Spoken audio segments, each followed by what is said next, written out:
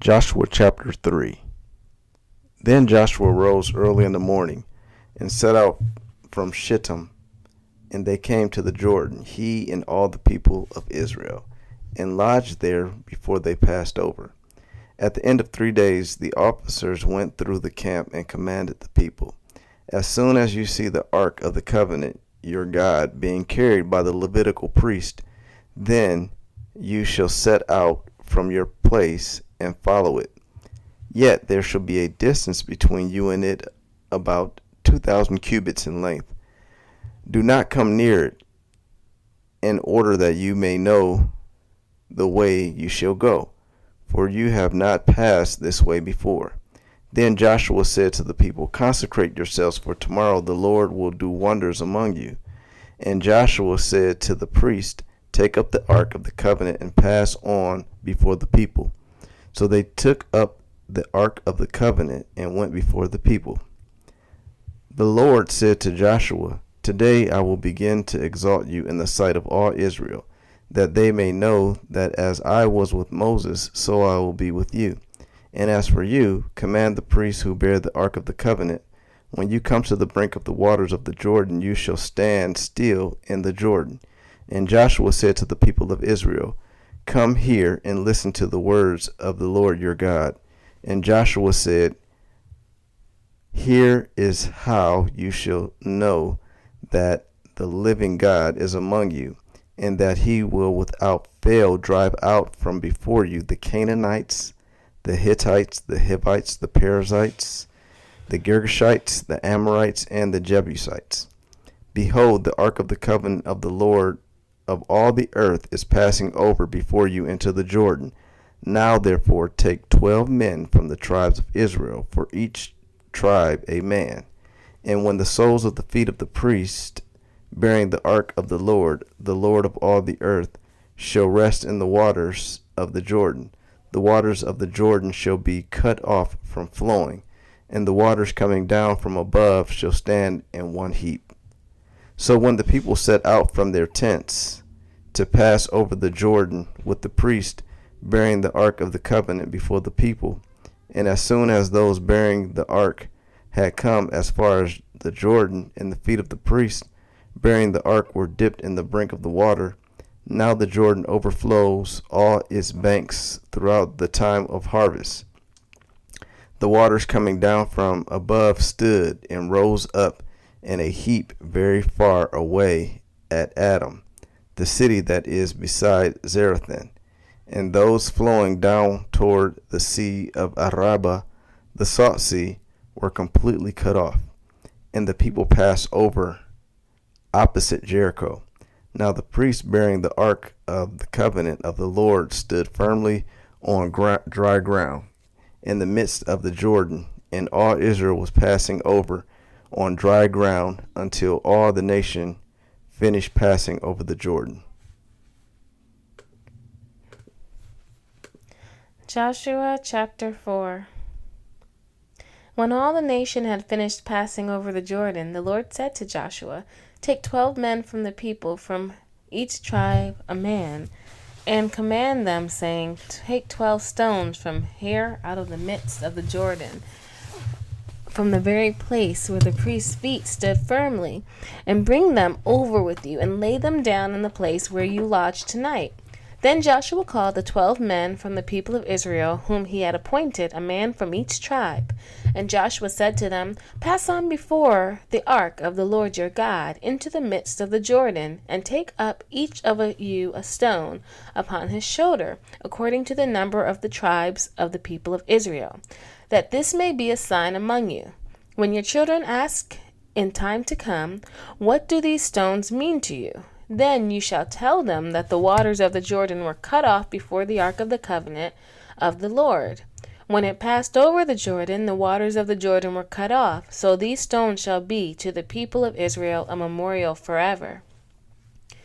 And the people of Israel did just as Joshua commanded, and took up 12 stones out of the midst of the Jordan, according to the number of the tribes of the people of Israel, just as the Lord told Joshua. And they carried them over with them to the place where they lodged, and laid them down there. And Joshua set up 12 stones in the midst of the Jordan, in the place where the feet of the priests bearing the ark of the covenant had stood. And they are there to this day. For the priest bearing the ark stood in the midst of the Jordan until everything was finished that the Lord commanded Joshua to tell the people, according to all that Moses had commanded Joshua. The people passed over in haste. And when all the people had finished passing over, the ark of the Lord and the priests passed over before the people. The sons of Reuben and the sons of Gad and the half-tribe of Manasseh passed over armed before the people of Israel, as Moses had told them. About 40,000 ready for war passed over before the Lord for battle to the plains of Jericho.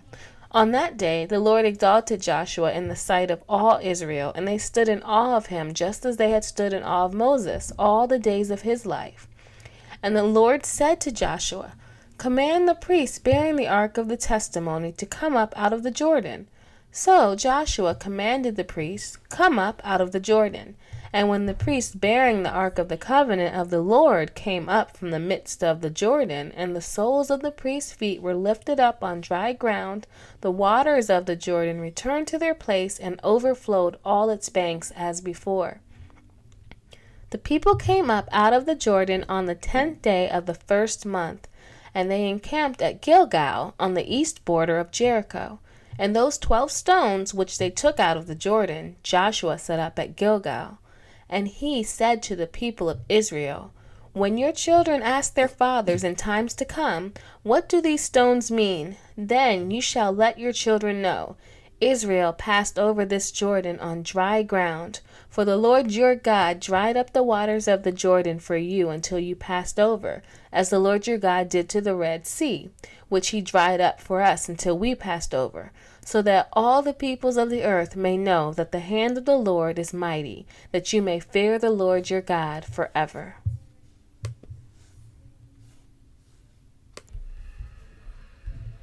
Luke chapter 14, verse 7 through 35.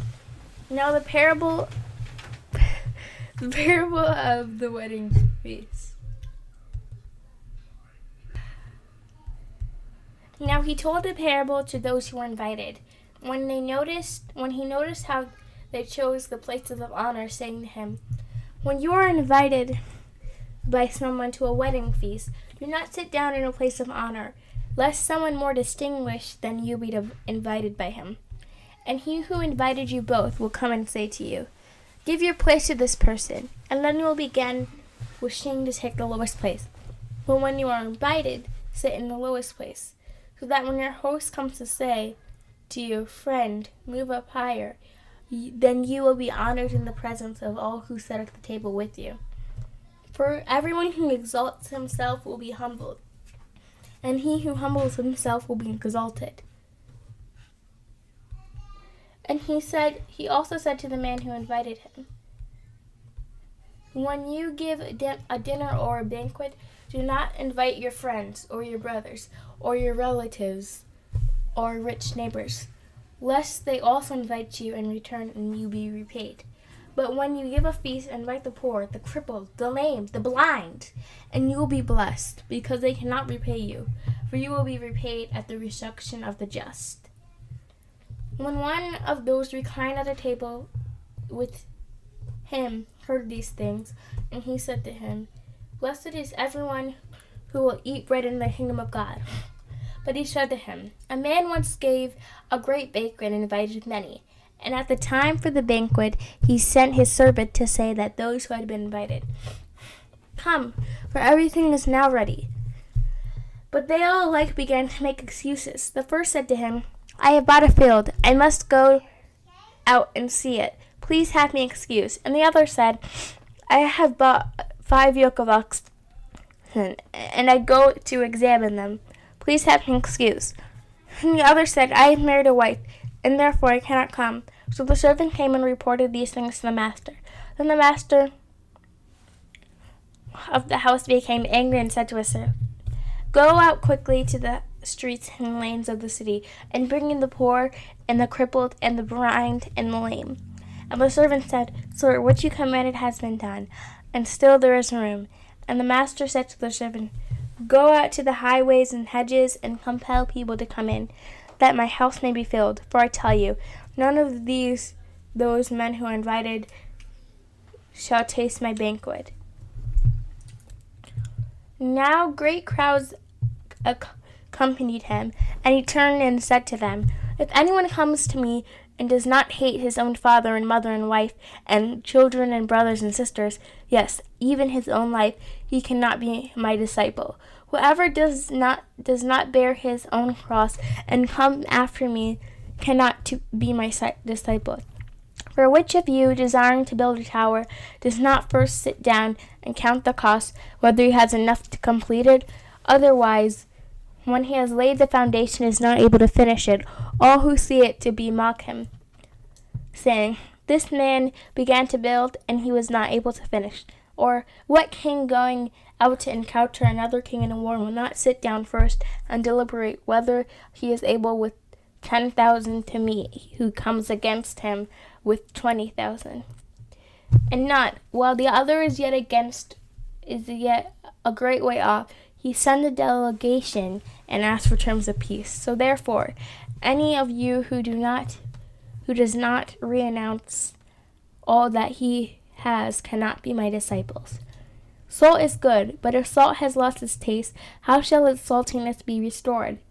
It is of no use either for the soil or for the manure pile.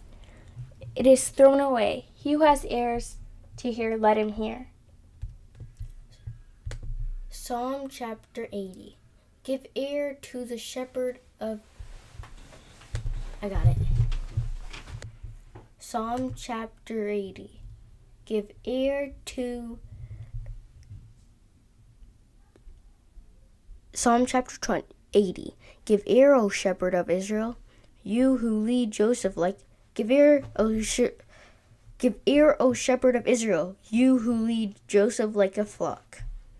You who are enthroned upon the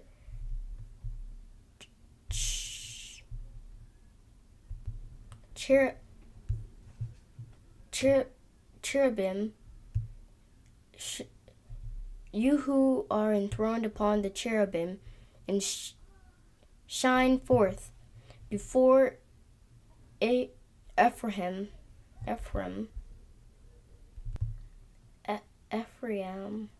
and Benjamin and Manasseh, stir up your might and come to save us all.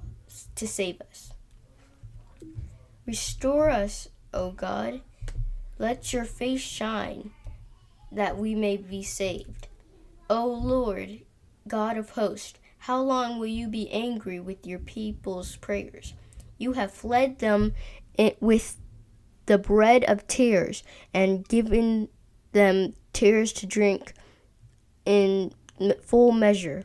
You make us an object of connection for our neighbors, and our enemies laugh among themselves.